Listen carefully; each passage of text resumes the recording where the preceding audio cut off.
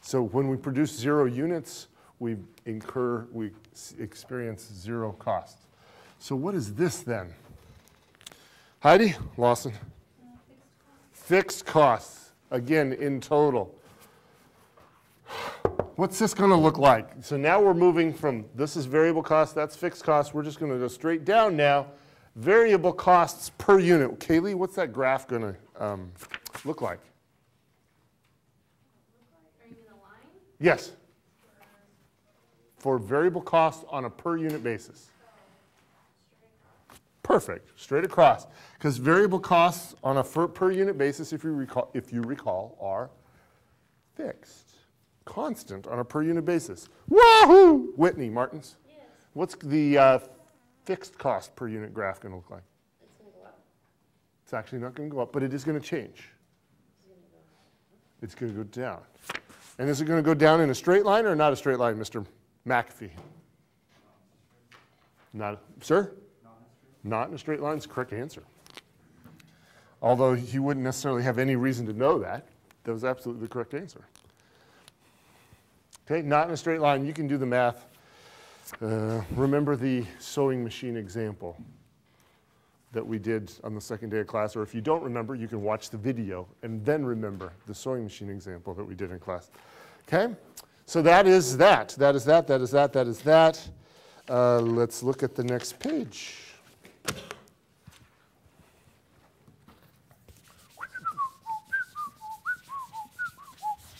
What's the next page? What's the label on the next page? More how to cost behave. That's not very helpful, is it? Not really. That's what I'm for.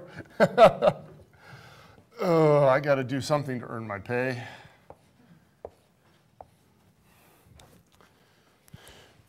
What is that, Jennifer?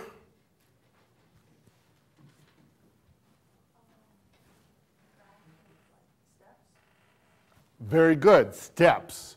Step variable, step fixed.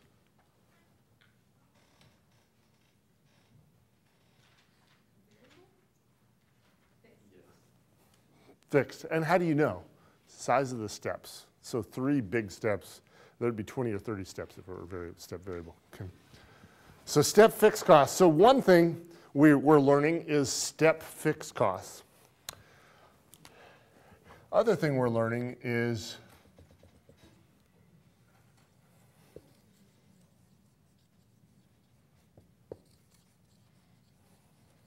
so suppose I asked you to describe Mike McGee. Yep. Suppose I asked you to describe the line between the red lines. What kind of a what kind of a cost is that? Exactly right. So if the relevant range were between the red lines, it'd be fixed. Given a relevant range of this whole area, it's a step fixed. What's a relevant range? The relevant range is the range over which these cost patterns hold true. Okay, the range over which these cost patterns hold true. It's also just defined in the book a little better, if that would be helpful to you. But the range over which these cost patterns hold true. And so in this case, between the red lines, if between the red lines is the relevant range, that costs a fixed cost. If you expand the relevant range, then it becomes something other than a fixed cost. Okay? And that's useful to know.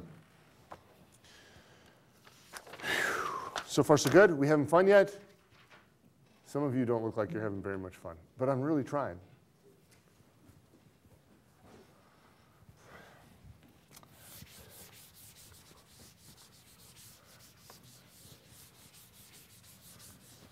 Because I mean, accounting itself is kind of boring. So if we don't make it fun, it's boring.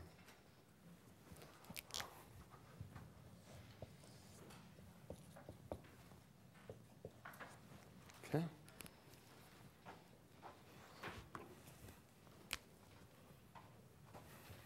And then every time I turn my back, I hear yawns. I think every time Dr. Fessler goes, whoop, The yawns happened. Whew. Mike, I just talked to you though, didn't I? So he's like, so Melissa, what is this line? Step variable. Does it look like stairs? No, but it's not on the zero, so I thought maybe it's stepped up. She did notice something very useful, didn't she? It's not on the zero. Then now not even one on my back is turned. Ryan, what do you think? What is this?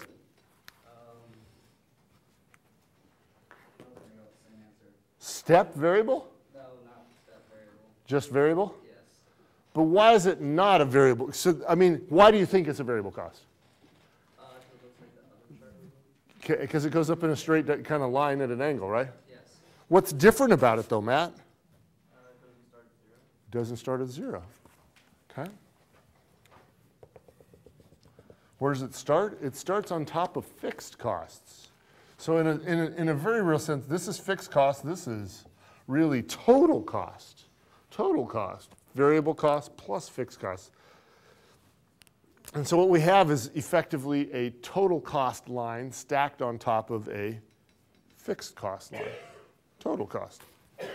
Now, has anybody in here ever taken an algebra class? Anthony? You've taken an algebra class? Okay. So algebra. So what, Davis, have you had an algebra class? You have. What formula or equation can we use to describe a line on an XY plane? Find the slope of it? The slope is part of the equation I'm fishing for. Okay. What equation can we use to describe a line?